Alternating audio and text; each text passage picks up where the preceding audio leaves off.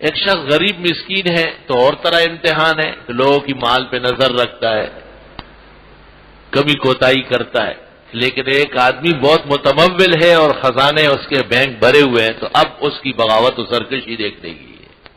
ایک شخص میرے پاس آیا اور مجھے کہا کہ میں نے بیٹے کی شادی کی ہے، لیکن میرا بیٹا اور میری بہو مجھ سے بات نہیں کرتے، نہ سلام کرتے۔ میں نے کہا کیوں؟ کب بیٹا کہتا ہے کہ میری شادی پر خرچہ نہیں کیا ہے۔ تو میں نے پوچھا کتنا خرچہ کیا ہے؟ کہا 2 کروڑ۔ میں نے کہا بیٹے کو پتا ہے؟ تو اس نے کہا ہاں۔ تو میں نے کہا کتنا ہونا چاہیے تھا؟ کہا کہ خیر بیٹے کا حق تو بہت بنتا تھا۔ تو میں نے کہا آپ نے کیا انسان خرید کر کے آزاد کرنے تھے؟ ان دنوں میں کیا کر رہے تھے؟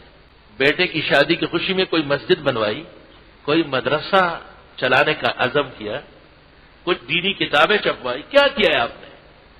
میں چپ ہو گیا۔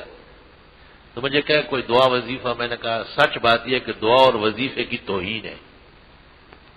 آپ جیسے بدنصیب اور بدبخت کو، اور واقعی آپ کی سرکشی کا اثر بیٹے پر ہے، جیسے آپ خدا کے سرکش و نافرمان ہیں، بیٹا بھی اسی طرح ہے۔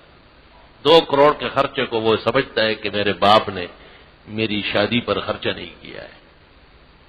اگر 2 کروڑ کی مسجد بن جاتی تو ایک یادگار ہوتی، اگر کوئی دارالعلوم کھڑا کیا جاتا، کوئی تفسیر چھپ جاتی تو قیامت تک اس کا فیضان ہوتا۔ ان المبذرین کانوا اخوان الشیاطین، اللہ اس لیے فرماتے فضول خرچ لوگ شیطانی طبقہ ہے، شیطان کے بھائی ہے۔ مال کی فراوانی میں اور مال کے فقدان میں، دونوں میں مومن پابند ہے۔ فقدان کے وقت حدود شرع اور آداب دین پر صبر کرنا ہے۔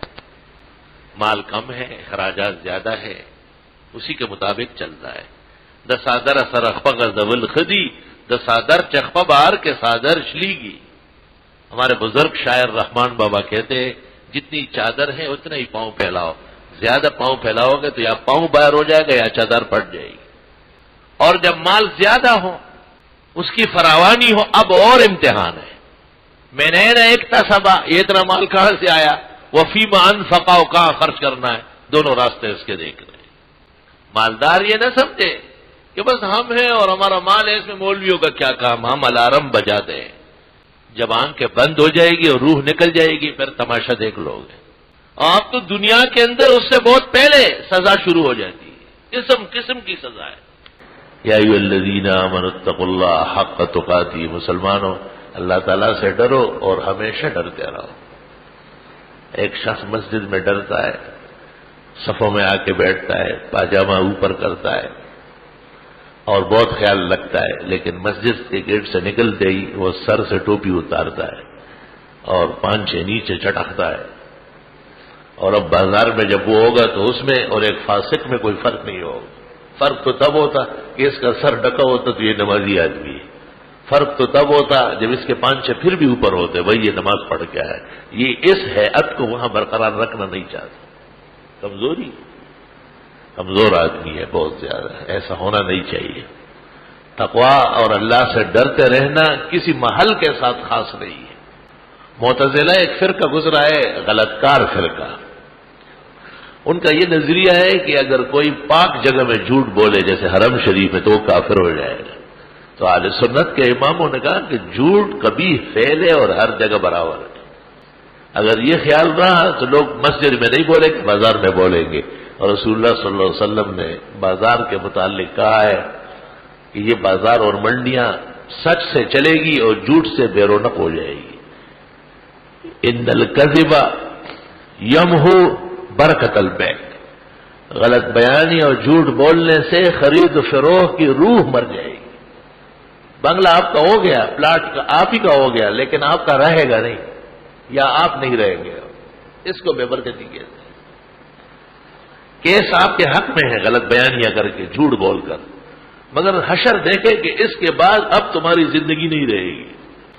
ہمارے اس محلے میں ایک شخص رہتا تھا، اللہ تعالیٰ اسے مغفرت فرمائے، فوت ہو گیا۔